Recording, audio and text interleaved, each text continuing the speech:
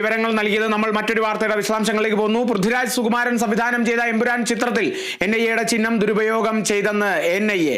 ഭീകരവിരുദ്ധ ഏജൻസിയുടെ അടയാളങ്ങൾ സിനിമയിൽ ഉപയോഗിക്കാൻ അധികാരമില്ലെന്നും അണിയറ പ്രവർത്തകർക്കെതിരെ നടപടി ആരംഭിച്ചെന്നും NIA അറിയിച്ചു. കേരള വിഷൻ ന്യൂസ് എക്സ്ക്ലൂസീവ് വിവരങ്ങളുമായി സാനു കെ സജീവാണ് ചേരുന്നത്.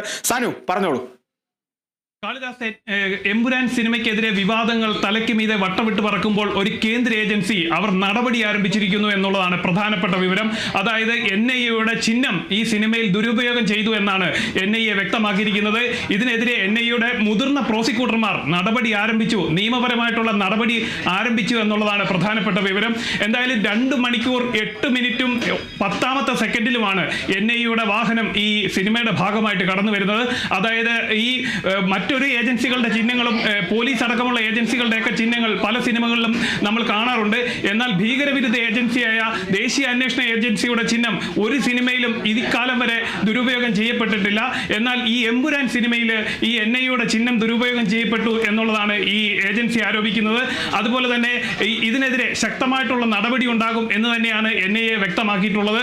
എന്തായാലും സിനിമയ്ക്കെതിരെ നിരവധി വിവാദങ്ങൾ ഒന്നിടവിട്ട് പുറത്തു വരുന്ന വേളയിലാണ് കേന്ദ്ര ഏജൻസി തന്നെ ഈ ഒരു വിഷയത്തിൽ കടുത്ത നിലപാടുമായി രംഗത്ത് വന്നിരിക്കുന്നത്.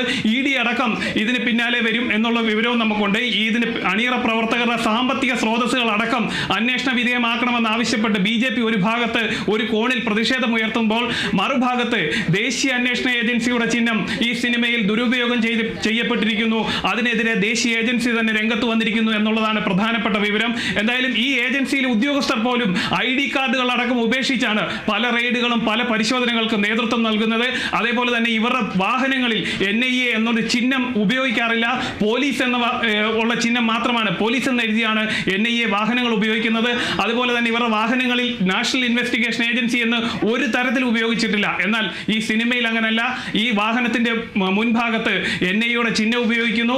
ഇത് ഏജൻസിക്ക് തന്നെ നാണക്കേട് ഉണ്ടാക്കിയിരിക്കുന്നു എന്നുള്ള നിലയിലാണ് അവർ ഇതിനെ കാണുന്നത്. എന്തായാലും കൊച്ചി യൂണിറ്റാണ് NIAയുടെ കൊച്ചി യൂണിറ്റാണ് നടപടി ആരംഭിച്ചിരിക്കുന്നത്. കാളിദാസ്, തീർച്ചയായും ഗുരുതര വിഷയം തന്നെയാണ്. കാരണം ഒരു ചിത്രത്തിൽ പോലും ഇതുവരെ നമ്മൾ ഒരു ചിത്രത്തിൽ പോലും കാണാത്ത ആ ഒരു ചിഹ്നം ഈ ഒരു ചിത്രത്തിൽ ഉപയോഗിച്ചിട്ടുണ്ടെങ്കിൽ അതിന് ഉത്തരവാദി ആ സിനിമയുടെ നിർമ്മാതാക്കളും ആ സിനിമയുടെ സംവിധായകരും ഒക്കെ തന്നെയാണ്. അതിനൊക്കെ അവർ മറുപടി പറയേണ്ടി വരും. കൃത്യമായ അന്വേഷണം ഇതിനെ സംബന്ധിച്ച് നടക്കുക തന്നെ ചെയ്യും. കാരണം ഇപ്പോൾ ഈ ഒരു ആരോപണവുമായി രംഗത്ത് വന്നിരിക്കുന്നത് നാഷണൽ ഇൻവെസ്റ്റിഗേഷൻ ഏജൻസിയാണ്. തീർച്ചയായും ഇനി എന്തൊക്കെ നടപടികൾ ഈ ഒരു എമ്പുരാൻ സിനിമയുടെ നിർമ്മാതാക്കളും അതോടൊപ്പം തന്നെ സംവിധായകനും നടനുമടക്കം എന്തൊക്കെ കാണേണ്ടി വരും, എന്തൊക്കെ നേരിടേണ്ടി വരും എന്നുള്ളതും കൂടിയാണ് ഏറ്റവും വലിയൊരു ചോദ്യം എന്ന് പറയുന്നത്. അത്തരത്തിലുള്ള നടപടികളിലേക്കൊക്കെ കടന്നു കഴിഞ്ഞിരിക്കുന്നു എന്ന് തന്നെ മനസ്സിലാക്കാം, അല്ലേ സാനു?